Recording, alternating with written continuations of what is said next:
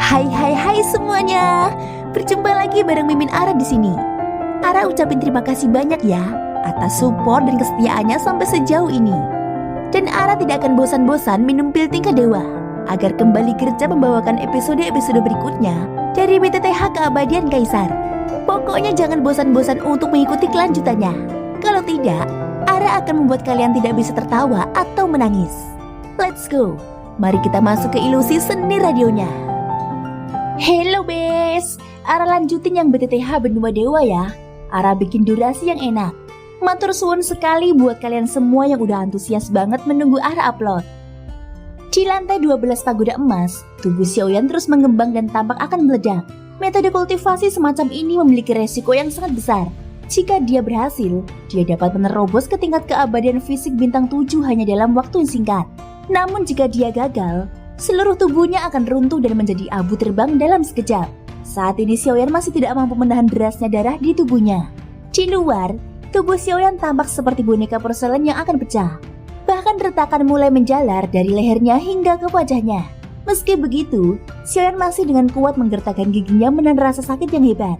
Alasan mengapa tubuhnya belum runtuh, ia sepenuhnya bergantung pada jantung api dan jantung guntur dalam tubuhnya, yang secara khusus menstabilkan tubuhnya. Menghadapi runtuhnya daging, pilihan Xiaoyan selalu mencengangkan. Dia tidak dengan paksa menekan darah dalam tubuhnya. Sebaliknya, dia memilih memasukkan esensi darah emas lagi ke dalam mulutnya.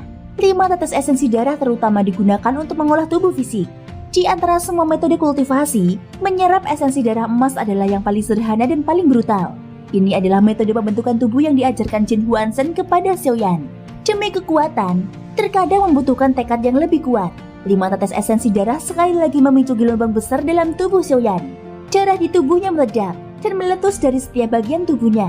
Tiba-tiba, api abadi menyelimuti seluruh tubuhnya. Selama dia mampu bertahan, tubuhnya tidak akan hilang sepenuhnya. Tentu saja Xiaoyan tidak akan melakukan hal-hal yang tidak dia yakini. Alasan mengapa dia memiliki keberanian semacam ini, itu juga karena dia memiliki objek ilahi di tubuhnya. Tidak seperti klon Yuanzhen, dia masih punya lebih banyak cara untuk mempertahankan tubuhnya. Bahkan jika tubuhnya hancur, api abadi akan membantunya membentuk kembali tubuhnya. Dengan cara ini Xiaoyan akan mendapatkan hasil 2 kali lipat dengan setengah usaha.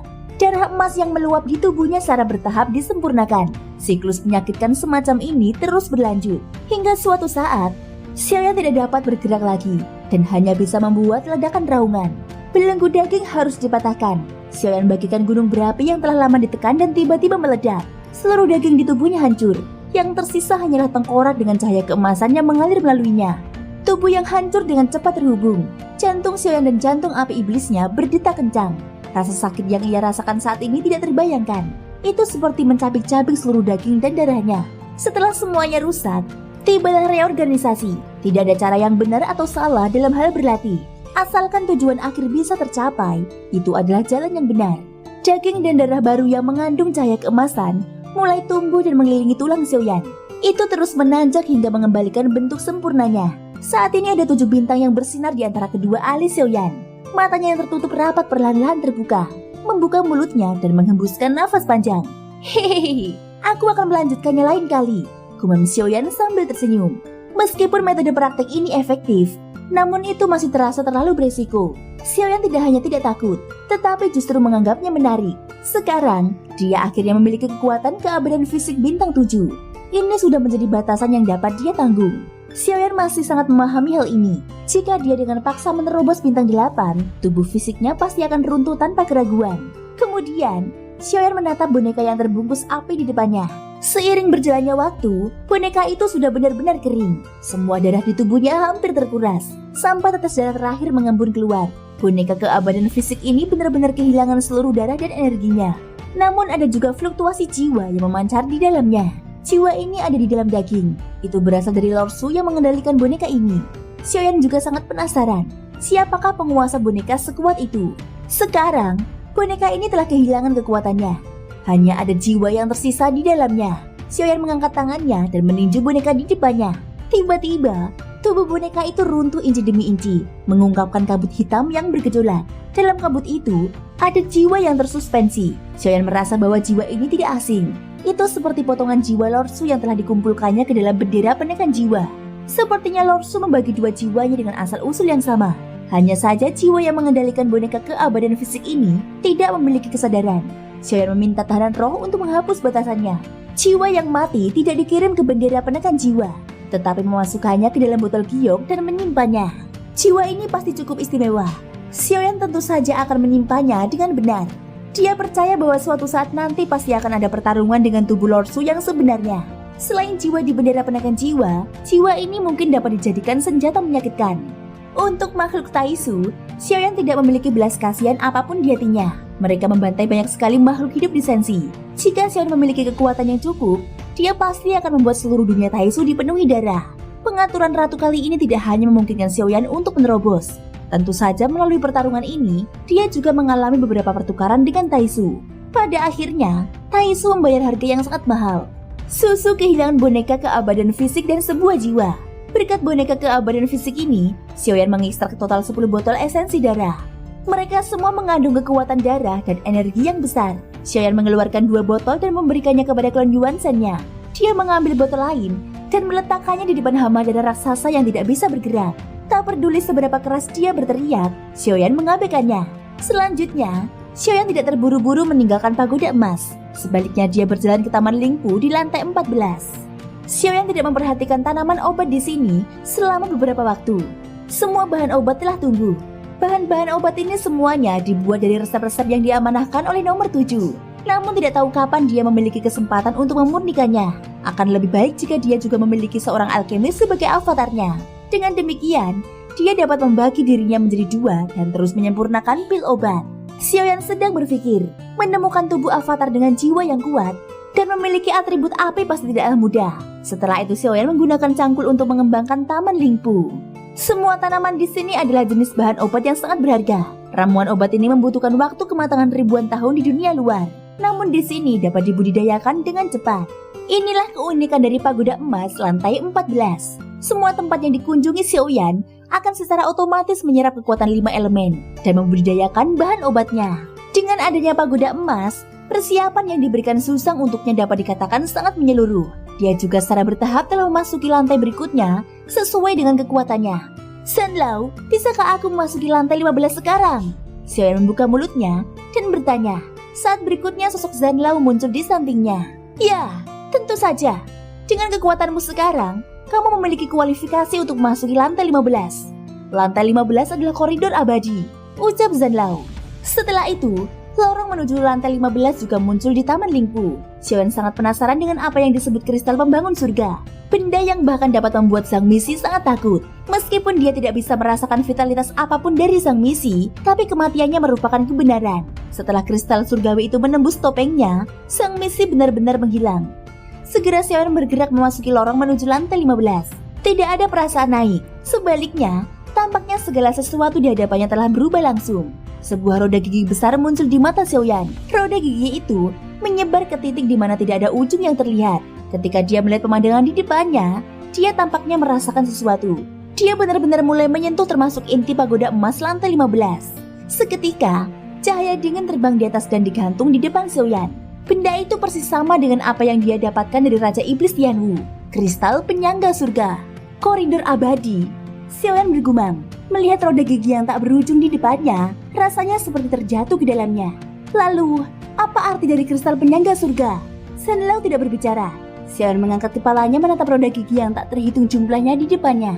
Tiba-tiba, roda gigi di depannya mulai mengecil, akhirnya membentuk sebuah pemandangan. Pemandangan di depan mata Xiaoyan sangat asing. Di dalam gambar itu, Xiaoyan melihat sosok garis hitam muncul dari kejauhan dan mendarat dengan suara keras. Sosok itu mengenakan jubah besar. Ada aura jahat yang kuat di tubuhnya. Bibirnya gelap dan sepasang matanya yang putih tanpa pupil. Orang dari istana surga manusia. Xiaoyan bisa mengenalnya hanya dengan sekali pandang. Hanya saja dia tidak dapat memastikan siapa orang dari istana surga manusia yang mengenakan jubah tersebut. Apakah itu juga salah satu dari Raja Roh? Xiaoyan tidak yakin. Di depan sosok berjubah hitam itu, ada juga seorang wanita cantik yang tampak sedang berusaha melarikan diri. Wanita itu tampak pucat, sepertinya tenaganya sudah habis. Dengan tertatih-tatih, wanita itu menggertakkan giginya dan bergegas menuju lubang cacing tidak jauh di depannya. Namun sosok berjubah hitam itu tiba-tiba saja berkedip dan muncul di depan wanita itu. Dia mengangkat tangannya dan melambaikannya. Seketika, Dampak yang kuat dan tak tertandingi pun terjadi. Wanita yang hendak memasuki lubang cacing itu terlempar kembali. Ingin pergi. Bagaimana bisa semudah itu? Suara suram terdengar dari sosok di balik jubah hitam itu. Suaranya terdengar familiar. Itu memang seperti beberapa raja roh. Kemudian, jari sosok berjubah hitam itu menunjuk. Energi hitam berkumpul di depannya dan berubah menjadi pedang tajam. Mati! Pedang itu melesat dengan sangat cepat ke arah wanita cantik itu. Dengan situasi dan jarak di antara keduanya, mustahil bagi wanita itu untuk mengelak atau menghindar. Dalam sekejap, pedang itu langsung menusuk perutnya dan menahannya di udara. Rasa sakit yang tak tertahankan membuat sosok cantik itu menjerit kesakitan. Dewi Bunga, kamu harus mati! Pria berjubah hitam itu menggeram. Dia mengangkat tangannya dan menampar sosok cantik itu. Kekuatan telapak tangan ini dalam pandangan Xiaoyan saat ini tidak terlalu kuat. Namun dilihat dari fluktuasi kekuatan yang terpancar dari sosok wanita itu, telapak tangan ini hampir 100% dapat membunuhnya. Dan dia pasti akan mati. Apakah kamu dari istana surga manusia? Wanita itu berkata dengan suara serak. Melihat sepasang mata tanpa pupil di depannya, wanita itu juga memiliki tebakan tentang identitas pihak lain. Sebagai makhluk hidup sensi, tidaklah aneh baginya untuk mengetahui keberadaan istana surga manusia. Sosok berjubah hitam itu hanya mencibir. Tidak masalah apakah pihak lain mengenalinya atau tidak. Dia tidak berhenti. Telapak tangannya menekan ke bawah. Kamu akan tahu setelah kamu mati. Tangan pria berjubah hitam itu akhirnya jatuh. Beberapa saat kemudian, terdengar suara ledakan. Bang! Sosok cantik itu berubah menjadi garis darah. Tubuhnya runtuh dan menghilang. Sebuah batu giok tua muncul di kejauhan. Melihat sosok cantik itu disapu bersih oleh telapak tangan, mata Xiaoyan memantulkan sosok yang jatuh itu. Sosok itu menghilang menjadi kabut darah. Pemandangan macam apa ini? Bagaimana mungkin Yunyun bisa mati? Dia jelas hidup dengan baik sekarang. Mungkinkah apa yang kulihat sekarang adalah gambaran masa depan? Xiaoyan merasa bahwa pemandangan di depannya sangat asing. Dia sangat bingung dan ragu. Apapun yang sedang kamu pikirkan, yang terjadi di depanmu memang benar. Tapi kamu bisa membuat pilihan apakah gambar itu masa lalu atau masa depan. Ini adalah koridor abadi. Langit di depan matamu dapat membawamu ke dalamnya. Buatlah pilihanmu. Perkataan Zanlao sampai ke telinga Xiaoyan. Xiaoyan tertegun sejenak. Bagaimana jika dia tidak perlu menebus kristal surgawi? Apakah Yunyun akan mati? Xiaoyan menolak dan menatap Zanlao. Adapun penampilan Zanlao, dia sangat mirip dengan Yao Lao. Dia juga mengatakan bahwa penampilannya juga diciptakan berdasarkan pikiran Xiaoyan. Zanlao tersenyum ramah. Mengenai pertanyaan Xiaoyan, 3 kalimatnya sudah memberikan jawaban. Waktu bagaikan sungai yang mengalir deras, dia tidak akan terpengaruh oleh gelombang kecil. Paling buruk, dia hanya perlu sedikit mengubah arah perjalanan. Kemudian, Xiaoyan menarik diri dari pagoda emas dan kembali ke Bahtera. Dia masih relatif tenang saat ini. Meskipun sudah sangat lama tidak berhubungan dengan istana surga manusia, bukan berarti mereka sudah tidak ada.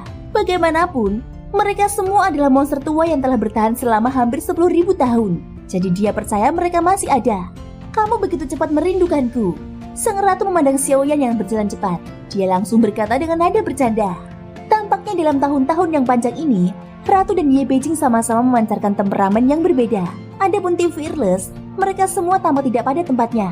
Mereka tampak malas, bahkan tidak ada ambisi untuk mengejar kekuatan. Hal yang paling menakutkan adalah ketika seseorang tidak punya tujuan, tapi mereka tampaknya tidak membutuhkan tujuan atau arahan sama sekali.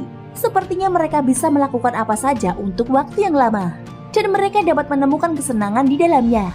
Dia datang ke sini, dia jelas merindukanku. Ye Beijing segera berjalan mendekat ketika dia melihat Xiaoyan. Bodinya yang menawan dan cara dia berjalan tampak menggoda semaksimal mungkin.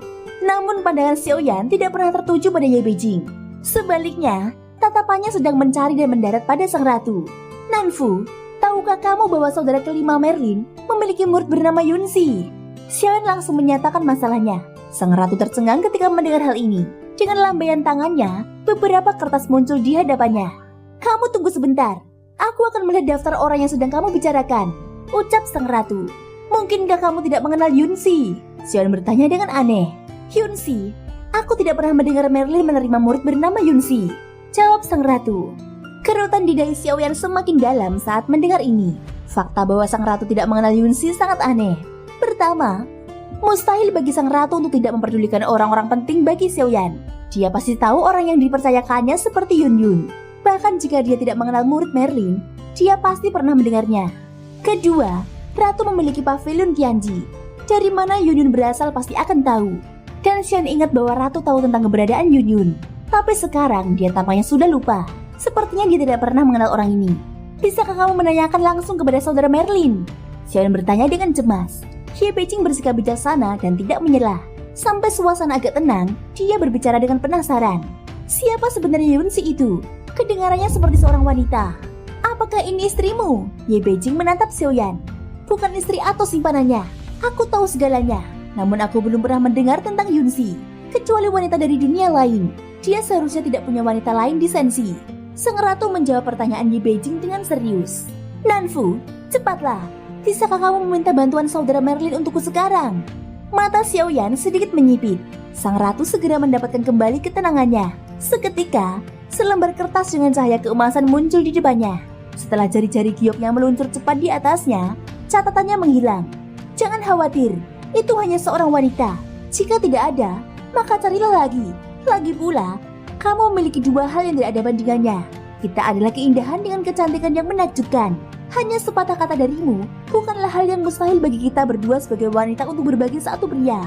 Ye Beijing berkata dengan penuh kasih sayang. Setelah berkata demikian, dia bahkan mengedipkan mata pada ratu. Tunggu setengah batang dupa, dan kamu akan mendapatkan jawabannya, ucap sang ratu kepada Xiaoyan. Pavilion Qianji Ratu sangat kuat, bahkan lebih kuat dari apa yang dibayangkan Xiaoyan. Mereka telah menempuh perjalanan tertentu, tidak mudah untuk menyampaikan informasi apapun.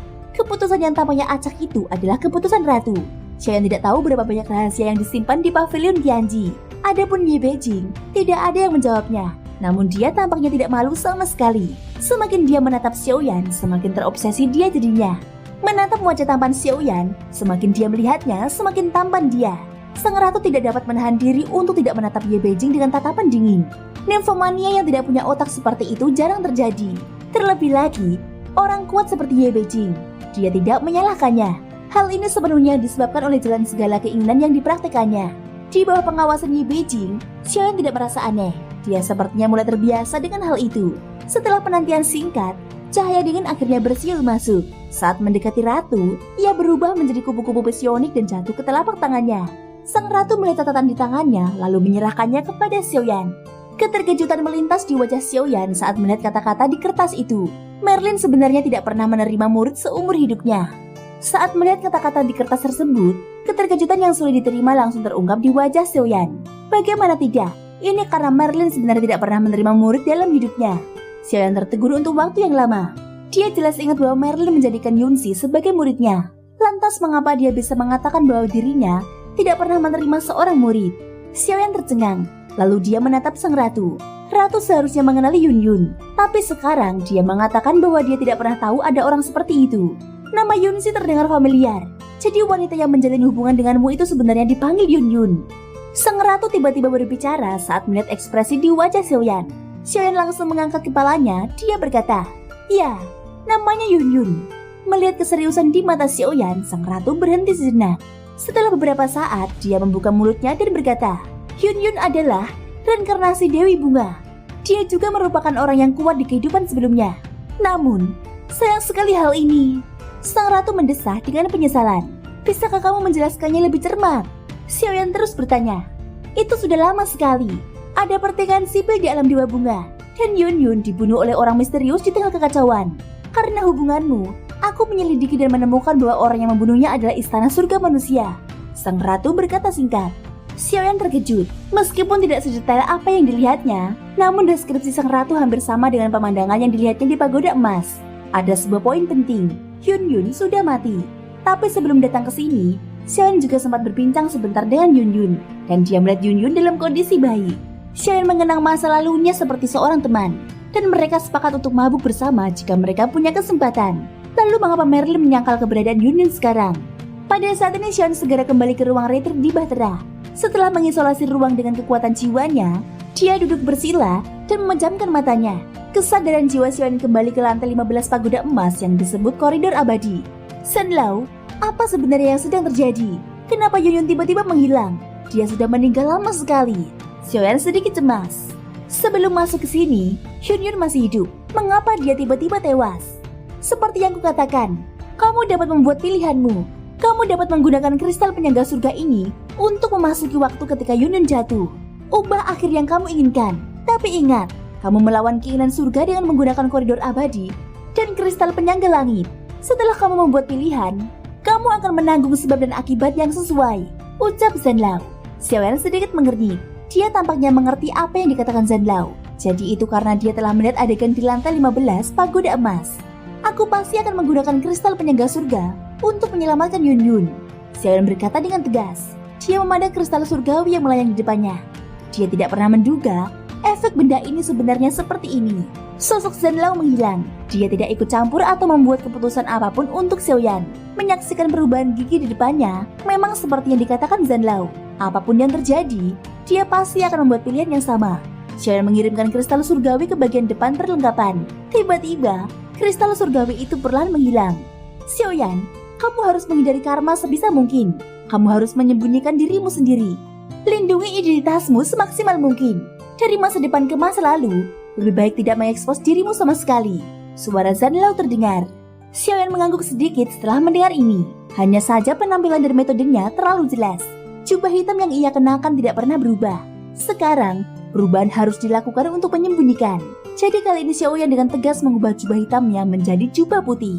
Segera setelah itu, pemandangan di depan matanya mulai berubah. Rasanya waktu telah berputar kembali ke saat Yun Yun bergegas menuju lubang cacing. Setelah sosok berjubah hitam muncul, dia langsung menyerang Yun Yun hingga terbang. Dewi Bunga, apakah kamu ingin pergi? Bagaimana bisa semudah itu? Percakapan ini adalah kedua kalinya Xiaoyan mendengarnya. Dia dapat melihat tindakan mereka di sini, termasuk ekspresi Yun Yun. Itu sama persis seperti terakhir kali dia melihatnya. Pria berjubah hitam itu mengangkat tangannya dan menampar Yun Yun. Dan apa yang dilihat Xiaoyan sebelumnya adalah Yun Yun meninggal di bawah telapak tangan ini. Apakah kamu dari istana surga manusia? Ucap Yun Yun. Kamu akan tahu setelah kamu mati. Xiaoyan mendengar percakapan yang sama. Dia hampir menebak adegan selanjutnya setelah mereka berdua selesai berbicara. Baru pada saat inilah Xiaoyan datang di tempat kejadian. Nyala api menyapu dari langit yang jauh seperti awan yang terbakar. Energi hitam yang bertiup melintasi awan langsung disapu bersih oleh lautan api tersebut. Sosok Xiaoyan muncul dengan jubah putih dan memakai topeng yang hampir menutupi seluruh wajahnya. Dengan demikian, dia yakin tak seorang pun akan mengenalinya. Siapa kamu? Pria berjubah hitam itu tiba-tiba menatap Xiaoyan dan memarahi. Siapa aku? Bisa jadi aku seorang pembunuh. Bisa juga aku menjadi seorang penyelamat. Xiaoyan mencoba yang terbaik untuk mengubah gaya bicaranya. Jadi, hari ini, apakah kamu ingin membunuh atau menyelamatkan orang? Pria berjubah hitam itu jelas merasakan tekanan dari kekuatan Xiaoyan. Dia sedikit takut. Menurutmu, mengapa aku datang ke sini? Ucap Xiaoyan. Aku menyarankanmu untuk memilih membunuh. Lagi pula, menyelamatkan orang akan mendatangkan banyak masalah. Ucap pria berjubah hitam itu. Dia sepertinya berniat mengancam Xiaoyan. Sayangnya, aku suka masalah. Jawab Xiaoyan. Karena itu masalahnya, lalu kamu harus mati bersamanya.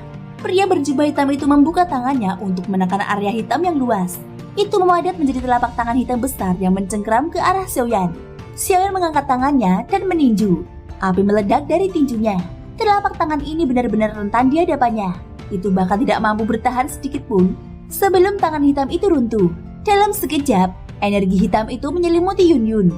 Kamu jatuh ke dalam perangkap. Telapak tangan itu hanyalah tipuan. Pria berjubah hitam itu berkata dengan senyum dingin. Dari kelihatannya, dia tampak percaya diri dengan menyembunyikan jurus pembunuhnya yang sebenarnya. Tapi untuk Xiaoyan, strategi apapun yang dia gunakan, itu seperti belalang yang mencoba menghentikan kereta perang. Angin hitam itu jatuh ke dalam perangkap tembok api Xiaoyan. Tak ada angin hitam yang bisa mendekati Yun Yun. Namun Zanlao berkata untuk tidak membuat perubahan yang tidak perlu. Pria berjubah hitam itu berasal dari istana surga manusia. Dan Xiaoyan tidak perlu membunuhnya di sini. Xiaoyan mengangkat tangannya dan ia melambai. Dia bergegas ke lubang cacing bersama Yun Yun. Berdebah sialan. Pria berjubah hitam itu baru saja menerobos tembok api Xiaoyan. Namun mereka kini tidak terlihat lagi. Lalu pria berjubah hitam itu menatap ribuan murid alam bunga di bawah. Aku ingin kalian semuanya dikuburkan di sini. Di dalam lubang cacing, Yun Yun berkata dengan suara lemah. Siapa kamu? Mengapa kamu menyelamatkanku? Kesadaran Yun Yun agak kabur. Turbulensi di lubang cacing sangat dahsyat. Xiaoyan tidak punya pilihan lain selain memeluknya dan merasakan kehangatan di dadanya. Yun Yun benar-benar terluka serius. Saat ini, sebuah pil muncul di mulutnya. Pil hangat itu segera cepat meleleh di mulutnya. Dalam sekejap luka internal di tubuhnya dengan cepat membaik. Namun kesadarannya semakin kabur dan dia benar-benar tak sadarkan diri. Suatu kebetulan sebuah batera muncul di depan mata Xiaoyan. Kata aliansi abadi tertulis di atasnya. Melihat ini, Xiaoyan segera menoleh. Sosok yang berdiri di atasnya tidak lain adalah kakak senior Merlin. Ternyata semuanya hanya kebetulan. Saudara Merlin kebetulan lewat sini. Xiaoyan tidak tahu berapa lama dia bisa bertahan. Mengirimnya ke Merlin adalah pilihan terbaik saat ini. Yunyun benar-benar kehilangan kesadaran. Perlawanan yang dia lakukan pada awalnya telah benar-benar melunak. Tanpa ragu-ragu, Xiaoyan membawanya terbang dan mendarat di bahtera. Merlin segera menatap Xiaoyan dengan hati-hati. Sebelum dia sempat berbicara, Xiaoyan tiba-tiba membuka mulutnya. Aku dipercayakan oleh ratu. Kakak senior Merlin, aku akan menyusahkanmu untuk menjaganya. Xiaoyan tidak mengungkapkan identitasnya, dan kata saudara diucapkan dengan sengaja. Lalu Xiaoyan membaringkan Yunyun di tempat tidur, merapikan pakaian Yunyun, dan menghapus darah yang mengalir di sudut mulutnya. Setelah memastikan bahwa kehidupan Yunyun baik-baik saja, Xiaoyan baru saja berdiri dan siap untuk pergi. Namun Yunyun yang dalam keadaan koma itu tiba-tiba saja memegang erat jubah Xiaoyan. Melihat alis Yunyun yang sedikit berkerut, Xiaoyan menghela nafas. Dengan pikirnya, dia mengeluarkan armor lembu dari dalam cincin penyimpanannya. Armor ini adalah armor jantung laut. Xiaoyan sengaja meninggalkannya di sini. Ini juga dapat mengungkap identitasnya. Setidaknya, ini dapat memberi Yunyun harapan untuk bertahan hidup. Kemudian, Xiaoyan mengeluarkan 2 volume keterampilan bertarung. Adegan ini tampaknya telah kembali ke benua Doki di dalam gua lembab itu. Setelah Xiaoyan menyelesaikan semua ini, pemandangan di depannya tiba-tiba menyusut. Diubah kembali menjadi roda gigi yang tak terhitung jumlahnya dan kembali ke koridor abadi pagoda emas. Xiaoyan menutup matanya, menarik keluar kesadarannya, dan kembali ke dunia nyata di dek bahtera. Setelah itu, Xiaoyan berjalan untuk menemui sang ratu lagi. Nanfu, tahukah kamu murid Merlin yang bernama Yunxi? Xiaoyan menatap ratu dengan serius. Ye Beijing juga menatap Xiaoyan dengan aneh. Xiaoyan, bukankah kamu sudah menanyakan pertanyaan ini? Ucap Ye Beijing. Kapan dia bertanya? Sang ratu menoleh dengan bingung. Ye Beijing tampak semakin curiga. Dia jelas ingat bahwa mereka telah membicarakan masalah ini sebelumnya. Melihat kedua orang itu tampak serius, dia bahkan meragukan apakah kejadian sebelumnya dikarenakan dirinya lah yang berhalusinasi. Yunxi, tentu saja aku tahu. Bukankah dia kekasihmu? Aku ingat dia mengikuti Merlin. Apakah ada pertanyaan? Sang ratu membalas Xiaoyan. Mata Ye Beijing semakin melebar saat ini. Nanfu, apakah kamu sudah gila? Kamu jelas-jelas mengatakan bahwa kamu tidak mengenalinya sama sekali. Ye Beijing tidak tahan lagi untuk berteriak. Dia semakin pusing melihat sikap aneh dari kedua orang di depannya. Apakah aku mengatakan itu? Sang ratu mengerut keningnya. Dia tampaknya benar-benar tidak ingat. Nanfu, bisakah kamu mengonfirmasi ini untukku? Aku ingin kamu mengirim pesan ke kakak senior Merlin. Ucap Xiaoyan. Ya, tunggu sebentar. Sang ratu menganggukkan kepalanya. Bahkan Xiaoyan merasa itu terlalu luar biasa. Sepertinya nasib Yunyun benar-benar berubah. Ratu masih melakukan hal yang sama seperti sebelumnya. Catatan emas menghilang dan mendapat respon dalam waktu setengah batang dupa. Ini adalah tulisan tangan Merlin. Kamu dapat membacanya. Xiaoyan melihat catatan yang diserahkan oleh ratu. Dia menghela nafas lega setelah memastikan keadaan Yunyun baik-baik saja. Kemudian, Xiaoyan pergi lagi ke ruang retreat meninggalkan 2 wanita cantik yang sedang dalam keterkejutan. Dia kembali ke lantai 15 koridor abadi pagoda emas. Xiaoyan telah menggunakan kristal surgawi untuk mengubah nasib Yunyun, dan dia tidak tahu berapa harga yang harus dibayarnya. Mengubah nasib seseorang seharusnya tidak sebesar nasib dunia. Itu seperti debu yang tidak mungkin menyebabkan gelombang besar dan tidak akan berdampak apapun. Selanjutnya, Xiaoyan ingin menyelidiki lebih lanjut tentang organisasi pengendali kehidupan. Di masa lalu, mereka masih dipisahkan oleh jarak dan hanya berani muncul secara tersembunyi. Namun kali ini, pihak lain benar-benar bertindak menyerang Xiaoyan secara terbuka. Jika bukan karena kristal surgawi, tidak mungkin bagi Xiaoyan untuk dapat membunuhnya. Justru karena inilah, Xiaoyan berhasil menangkap topengnya. Kemudian, Xiaoyan bertanya pada Shen Lao tentang organisasi pengendali kehidupan. Dia ingin tahu apakah dia dapat mempelajari keberadaan misterius itu darinya. Jika dipikir-pikir, Shen Lao seharusnya mengetahui beberapa informasi tentang Zhang Misi. Organisasi pengendali kehidupan ini adalah sekelompok orang gila. Mereka tidak memiliki peran yang jelas, tetapi mereka memiliki tujuan mutlak untuk merusak tatanan 9 dunia utama. Dan kristal surgawi juga berasal dari alam dewa kekacauan. Ucap Shen Lao. Seperti yang diharapkan, Shen Lao jelas tahu tentang Zhang Misi. Xiaoyan kemudian menunjukkan topeng pusaran dari dalam cincin penyimpanannya. Lubang di tengah topeng itu hanyalah salah satu metode mereka. Topeng ini juga menyimbolkan kekuatan mereka. Orang yang kamu kalahkan seharusnya yang terlemah. Dengan kata lain, sekelompok orang idiot ini memiliki lebih dari satu orang yang bertugas melakukan pemusnahan. Ucap Shen Lao. Setelah melihat topeng di tangan Xiaoyan, Shen Lao menambahkan kata sekelompok orang idiot. Lalu, apa yang harus kulakukan terhadap topeng ini? Apakah aku hanya bisa membiarkannya begitu saja? Tanya Xiaoyan. Tidak. Justru kamu sangat beruntung untuk dapat menangkap topeng itu. Kamu mungkin bisa menggunakannya sebagai media untuk memasuki organisasi mereka. Ucap Zanlao. Maksudmu adalah, jika aku menggunakannya, apakah aku akan menjadi bagian dari mereka? Xiaoyan memegang topeng dingin di tangannya. Zanlao menganggukkan kepalanya sebagai jawaban. Xiaoyan menatap topeng itu, lalu perlahan menggerakkan lengannya ke atas. Dia akan tahu hanya setelah menggunakannya. Zanlao tidak menghentikan Xiaoyan. Xiaoyan juga tidak mengatakan apa-apa lagi. Kecuali Xiaoyan bertanya, Zanlao tidak akan berbicara untuk mengaruhi pilihan Xiaoyan. Xiaoyan terus mengangkat topeng di tangannya dan mendekatkan ke wajahnya. Ada lubang di antara alis topeng ini, tapi topeng itu memancarkan perasaan aneh. Tepat ketika Xiaoyan akan mengenakan topeng itu, dia tiba-tiba berhenti. Mengapa ada bau tak sedap? Xiaoyan berkata dengan getir. Dia sudah sangat membenci Zhang Mixi. Sekarang dia semakin jijik oleh bau menyengat yang ditinggalkan oleh orang sebelumnya. Tapi Xiaoyan akhirnya menggertakkan giginya dan menaruh topeng di wajahnya. Topeng pusaran tidak terlalu besar atau terlalu kecil. Tampaknya dibuat khusus untuk wajah Xiaoyan. Xiaoyan tiba-tiba mengeluarkan suara gemuruh. Bahkan Zanlao yang biasanya acuh tak acuh juga melebarkan matanya sedikit. Saat berikutnya, suara Xiaoyan terhenti. Dia melepaskan topeng pusaran dari wajahnya. Mengapa tidak terjadi apa-apa? Xiaoyan berkata dengan heran. Dia pikir dengan memakai topengnya akan menemukan beberapa situasi khusus. Apakah kamu tidak menyadarinya? Lihat kembali topeng di tanganmu, ucap Zanlao. Tiba-tiba, topeng di tangan Xiaoyan mengeluarkan suara retakan. Dan benar saja, retakan itu terus menyebar ke seluruh topeng pusaran. Pupil mata Xiaoyan sedikit menyusut. Dia tidak menggunakan energi sama sekali. Bagaimana mungkin topengnya bisa rusak? Benda itu pecah menjadi dua bagian di tangan Xiaoyan. Tepat ketika Xiaoyan akan mengangkat tangan untuk melihat lebih dekat, topeng pusaran itu meledak, berubah menjadi pecahan yang tak terhitung jumlahnya, lalu menempel ke arah wajah Xiaoyan. Tanpa peringatan apapun, jiwa Xiaoyan seolah-olah tersedot pergi. Xiaoyan segera mencoba menghentikannya, melepas topeng yang menutupi wajahnya. Namun tidak peduli bagaimana dia mencoba, topeng itu seakan-akan menyatu dengan wajahnya, dan tidak mungkin bisa merobeknya. Mata Xiaoyan seolah-olah terhalang oleh pecahan topeng yang rusak. Tak lama kemudian kegelapan pun menyelimutinya. Xiaoyan tiba-tiba merasakan kilatan cahaya di depan matanya. Sepertinya dia berpergian dengan cepat. Qiugen, kemana saja kamu? Kenapa kamu lama sekali? Saat Xiaoyan masih linglung, dia mendengar suara aneh. Itu adalah bahasa yang asing di telinga Xiaoyan, tapi dia masih bisa mengerti artinya. Xiaoyan perlahan membuka matanya dari kegelapan. Pemandangan di depannya mengejutkannya. Ada total 9 platform, dan 9 orang termasuk Xiaoyan masing-masing menempati platform batunya. Pemandangan semacam ini tampak seperti pertemuan di alam dewa kekacauan. Ada 9 anggota yang berdiri di atas platform. Xiaoyan bahkan curiga bahwa dia telah memasuki konferensi di alam kekacauan. Tapi 9 karakter di sini jelas berbeda.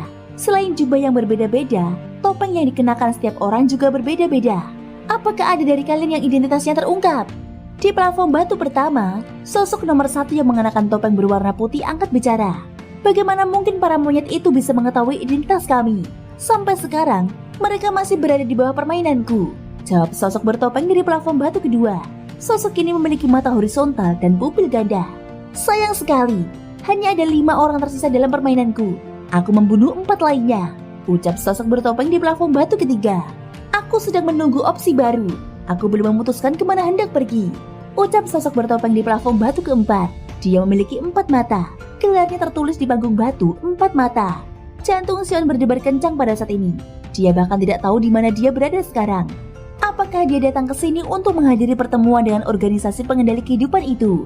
Meskipun Xiaoyan adalah monster tua yang telah hidup selama 10.000 tahun, semua rencana dan intriknya sudah cukup dalam. Tapi dia tidak bisa menahan kegugupan hatinya saat ini. Dia menjadi gugup tak terkendali. Percakapan itu meresap ke telinga Xiaoyan dalam bentuk yang rumit. Xiaoyan dengan cepat menuliskan semua hal yang tidak dia pahami. Aku sedang merencanakan perang lainnya. Tunggu sampai aku mempermainkan mereka dengan benar, ucap sosok dari platform batu kelima. Platform batu kelima diukir dengan Wumao. Xiaoyan bisa melihat kegilaannya hanya melalui nada suaranya. Tepatnya, semua orang di sini tampak aneh dan gila. Jika kita ingin bermain trik, kita harus bermain trik sampai perang pecah di 9 dunia secara bersamaan. Ini adalah puncaknya, ucap sosok bertopeng di platform batu ke-6. Tidak ada kejadian tak terduga dalam permainanku. Sekarang hanya tersisa 3 dunia. Aku akan menang, ucap sosok bertopeng di platform batu nomor 7. Terlalu membosankan untuk membunuh, jadi aku tidak ingin membunuh. Akan lebih menyenangkan jika aku bisa membuat mereka saling membunuh, ucap sosok bertopeng di platform batu ke-8 tertawa aneh. Apa yang muncul di pikiran Xiaoyan adalah sesuatu yang sangat jelek. Mulut sosok itu dipenuhi gigi yang tidak beraturan. Giginya sangat kotor dan itu membuat Sean mual. Tanpa disadari, sekarang menjadi gilirannya untuk berbicara. Thank you guys sudah mendengarkan ceritaku di episode kali ini sampai akhir. Ikutin terus kelanjutan episode berikutnya ya. Semoga hari kalian menyenangkan. Sampai jumpa dan bye-bye.